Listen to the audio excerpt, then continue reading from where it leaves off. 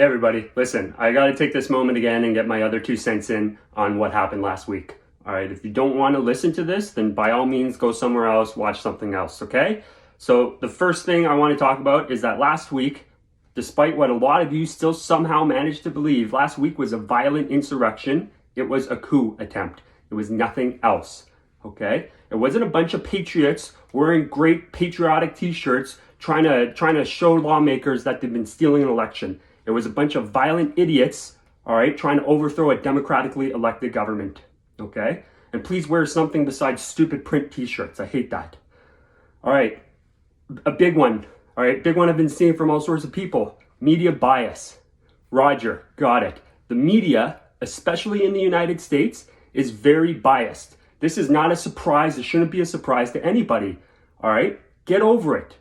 If you're a conservative, you say you're a conservative, all right? Although I think most people who say they're conservatives have never bothered to read what it's about, but whatever. If you say you're a conservative, okay, you should be respecting private property rights, all right? These are private platforms. They can put what they want on it, okay? That doesn't excuse the garbage we get with the CBC, because we all pay for that, all right? But that's not an American problem, okay? Yes, the media in the United States is very biased. I personally believe they have treated Donald Trump very unfairly, especially in the lead up to the last election, okay, to his first election and the first 3 years of his term, all right? I think the media made a concerted effort to try and influence the election, all right? And, last year's election. And it's certainly not fair. Again, though, I see people equating that, well, the media is biased and it's lied and its reporting of what's happening on the Hill is biased, okay, what happened that day is biased, so that somehow justifies it. That's a stupid line of reasoning. Get over it, okay? Like, come on, grow up. Okay, this is going to be a big one. This is going to be a controversial one, all right? And I've seen this so much from different sides. We've got good friends on the left, all right, good friends on the right. All right, I've seen people put it eloquently on the right and eloquently on the left, all right? But mostly I've just been seeing a bunch of stupid garbage from every side, all right? We're talking about the Black Lives Matter riots and the Antifa riots, the anti-police violence that we've seen in the past year or so in the United States. Yes, the riots, from these organizations has been a little too much. All right, there's been a lot of violence at them, a lot of destruction of private property.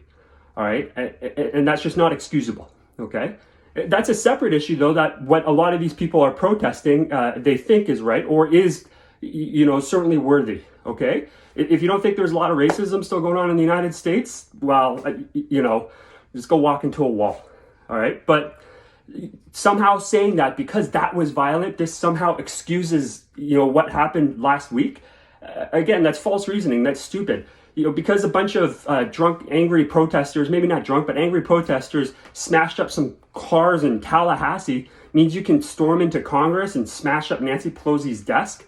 All right. And for the people comparing the two, that's stupid. Get over it. All right. Again, grow up. All right.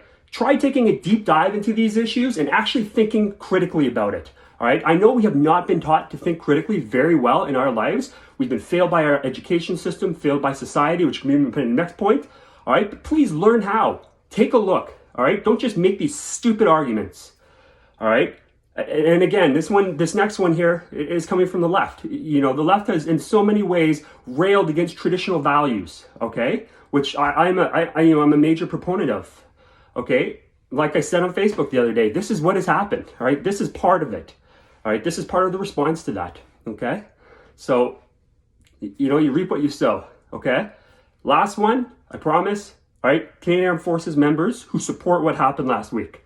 Let me reiterate, last week was a violent insurrection against a democratically elected government, all right? It was a coup. Those people are criminals. They committed sedition. They killed a police officer. They stole, okay? It's just violence. Canadian Armed Forces members who support that publicly, on social media or privately, whatever, you're wrong. All right? You do not deserve to be wearing the same uniform I do and to be part of the organization I have given so much of my life for. All right? If you think that's right, then get out. All right? And for all those veterans groups online as well, of people who have gotten out, who are defending what's happened, stop it. Grow up. All right. Don't say you're a patriot. You're not a patriot. All right. If you believe that, you're not. You're a traitor to our cause. All right. To democracy and freedom, which we stand for wearing these uniforms. Okay. So anyways, that's enough for today. All right, I'll talk to everybody later. Stay safe.